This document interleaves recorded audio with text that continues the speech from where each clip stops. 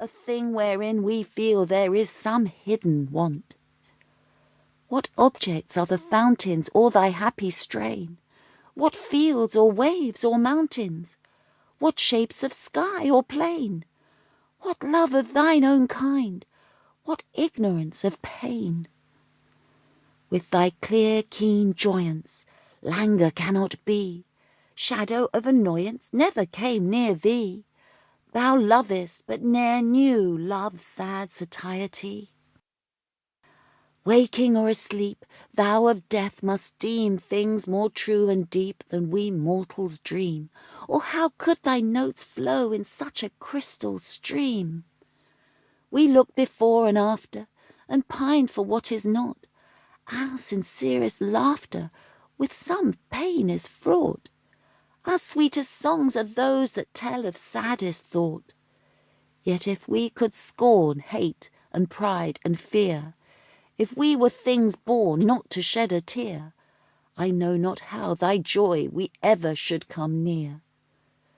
Better than all measures of delightful sound, better than all treasures than in books are found, thy skill to poet were, thou scorner of the ground. Teach me half the gladness that thy brain must know, such harmonious madness from my lips would flow, the world should listen then, as I am listening now. A Summer Evening Churchyard, Lechlade, Gloucestershire, by Percy Bysshe Shelley. The wind has swept from the wide atmosphere each vapour that obscured the sunset's ray, and pallid evening twines its beaming hair in duskier braids around the languid eyes of day. Silence and twilight, unbeloved of men, creep hand in hand from yon obscurest glen. They breathe their spells towards the departing day, encompassing the earth, air, stars, and sea. Light, sound, and motion own the potent sway, responding to the charm with its own mystery. The winds are still, or the dry church tower grass knows not their gentle motions as they pass. Thou too, aerial pile, whose pinnacles point from one shrine like pyramids of fire, abased in silence their sweet solemn spells, clothing in hues of heaven thy dim and distant spire, around whose lessening and invisible height gather among the stars the clouds of night. The dead are sleeping in their sepulchres, and mouldering as they sleep, a thrilling sound, half sense, half thought, among the darkness stirs, breathed from their wormy beds all living things around, and mingling with the still night and mute sky, its awful hush is felt inaudibly. Thus solemnized and softened, death is mild and terrorless as this serenest night. Here could I hope, like some inquiring child sporting on graves, that death did hide from human sight sweet secrets, or beside its breathless sleep that loveliest dreams perpetual watch did keep.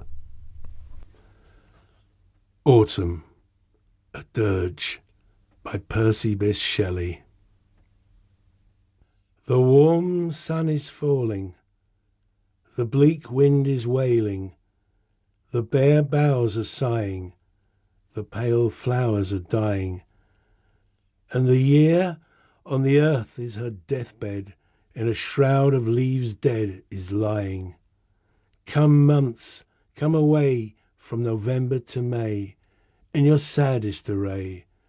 Follow the bier of the dead cold year, and like dim shadows watch by her sepulchre. The chill rain is falling, the nipped worm is crawling, the rivers are swelling, the thunder is knelling for the year. The blithe swallows are flown, and the lizards each gone to his dwelling. Come months, come away, put on white, black and grey, let your light sisters play. Ye follow the bier of the dead cold year, and make her grave green with tear on tear. Ode to the West Wind by Shelley. O wild west wind, thou breath of autumn's being, thou from whose unseen presence the leaves dead are driven,